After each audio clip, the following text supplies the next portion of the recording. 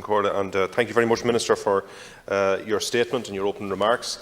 The part which I noticed the Still Here campaign, and just briefly to say that the issue is still here, the issue of that you need to deal with, and you need to come in here and answer questions in regard to how the appointment of judicial appointments happen and what that process is, the process that you handle, not the job process. And I would invite you again to come in here at the earliest opportunity and answer questions and engage with this Oireachtas as how that happened.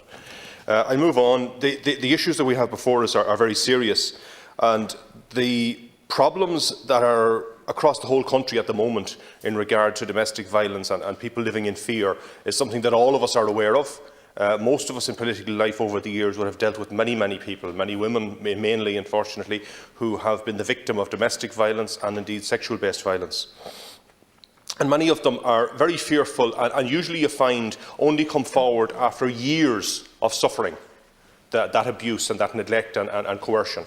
And what we need to do is create a society where it is unacceptable for that to happen, and where it is normal for people to come forward on the first occasion that happens, not on the 100th or the 200th occasion that it happens. And I think to do that, we have to make sure that there are adequate resources in place that give people the confidence that they will be believed, the confidence that there will be action as a result of it, the confidence that there is services there in place for them. And one of the obvious services is, of course, the shelters which women often have to go to. And in many areas of the country, and I know certainly in my own region, there is always a shortage there. And I've seen a recent report where I think it was across the country there were 9 women and children a day being turned away for the absence of space in shelters of that nature. I think that's something that needs to be addressed by the Oireachtas to deal with that, because we can't continually be leaving these situations to charity. And that's what often happens. So we have to depend on charitable donations to various organisations to put measures like that in place. This should be something that the state is providing as a right to people. I also wanted to raise it, Minister, and I know it's an issue that you're aware of, and that is in regard to the ruling, and it comes into play with the records which are held and which are used for mobile phone records as evidence in cases. And I know that the government has failed so far to introduce any new legislation in regard to data retention to comply with the 2014 ruling of the Court of Justice on data retention. And that's something that needs to be dealt with as quickly as possible, because we all know of there's actually a sexual-based violence case where there is a conviction on the line at the moment, because we haven't dealt with this. And this has gone on for 6 years now, so I'd welcome the Minister to enlighten us as to what plans the government has to deal with that and to put something in place to ensure that the Digital Rights Ireland ruling is complied with here in this jurisdiction. The Still Here campaign and all of the work that's been done around that is very welcome and is a move forward in the right direction. But as I say, we still have such a distance to go.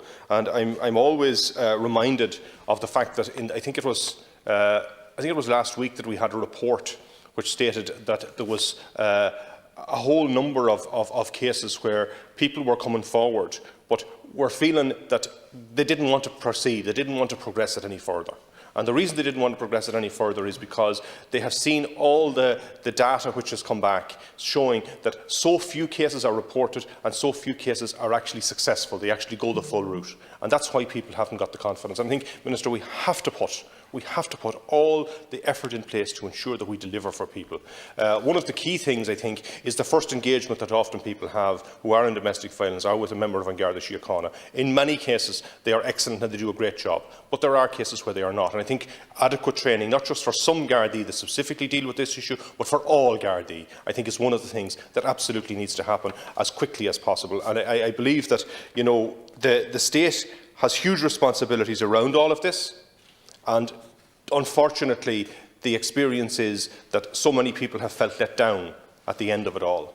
We also have issues, and I note that in your opening remarks you spoke about working with all other agencies and all other voluntary groups and community organisations and all of those out there. An awful lot of those agencies don't have the staff and the resources. And one of the first places where a woman has to go is she has to try and find a new place to live.